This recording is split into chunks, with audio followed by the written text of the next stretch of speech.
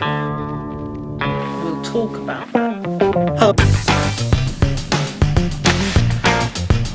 It's quite poor.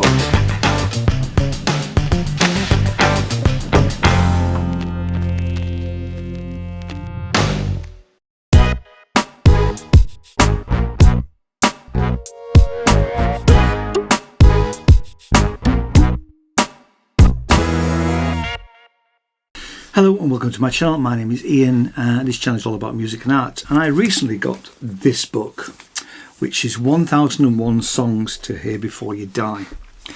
And what I thought would be quite an interesting idea would be to work my way through it, but actually do a reaction video to as many of the songs as possible. Some of those songs we won't be able to do a reaction video on because record companies block some of this stuff. But so I thought we'd start at the beginning, and if we start at the beginning, the first song in here is O Solo Mio by Enrico Caruso. Now, I was never into opera or light opera, but this is a recording from 1918, I think 1916, 1918. Doesn't actually say in here, but it considered to be a classic song that we need to actually listen to. I've picked a video on YouTube, and this is a chap who has re-recorded it from an original 70 RPM record, shellac record, and I thought that was quite an interesting way of looking at it, because we'll actually be able to have a look at the record playing at the same time. I don't think there's any footage, any film footage of Caruso singing, or I haven't found any anyway. So let me get my headphones and then we'll have a go at this.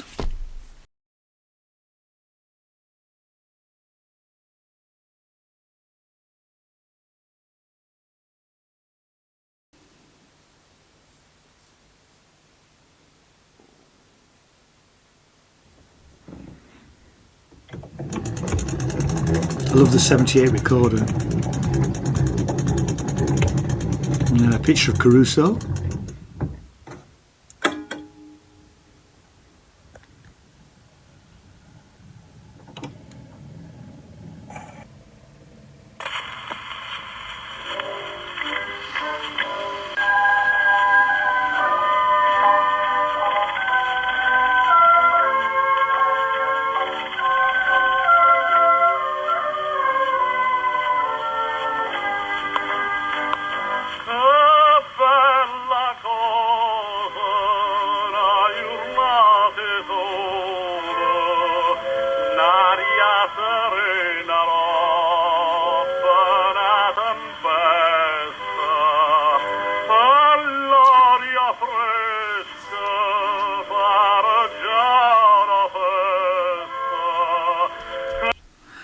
I have to say that, I mean, obviously, it's an old recording. It's a 1908 or whatever it is. 1907 it says here, recorded 17th of March 1907. But the quality of the recording, considering the technology that was about at the time, is pretty spectacular, really. Yes, there's a lot of surface noise. It's a 78. There's a lot of mechanical noise as well. But first impressions, it's fantastic, really. From the music point of view, it doesn't say anything to me. Is this and so far, the jury is out as to whether this is one of the 1001 songs that you've got to hear before you die. But let's play on.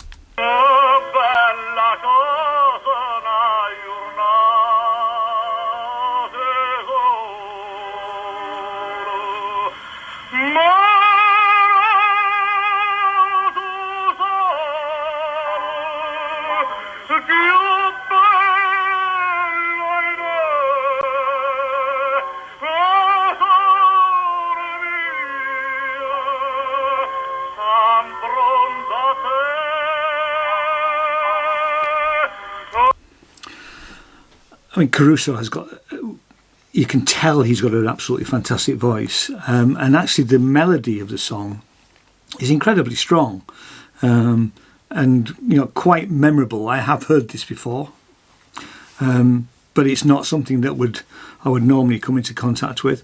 But a spectacular melody and a spectacular voice still comes across after all these decades.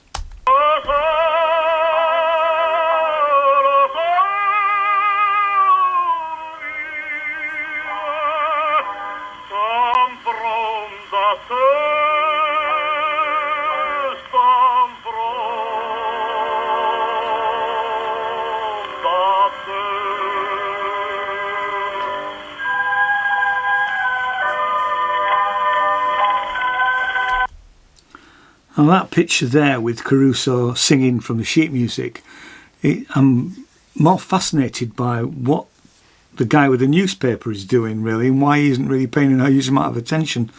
And we can only assume that he is performing without a microphone, which is what opera singers used to do in theatres. That's the whole idea, is why they were trained.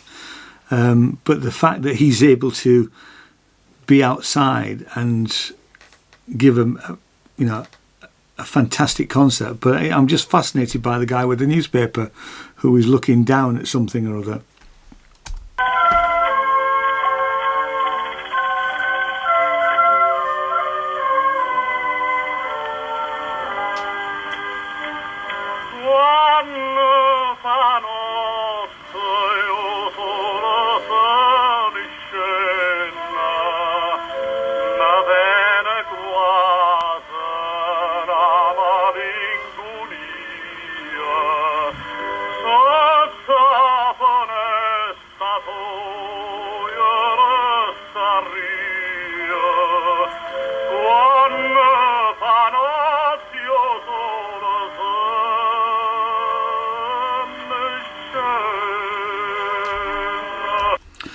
I've just noticed that from an audio recording point of view, and it is, because of when it is, it's a fantastic recording, but it's all voice and you can't really hear the orchestra very much. It's probably because the whole thing was probably recorded on one microphone live. Even but the orchestra is actually very, very quiet by comparison to the voice, which is, we are listening to a record that is Caruso, so I get that really.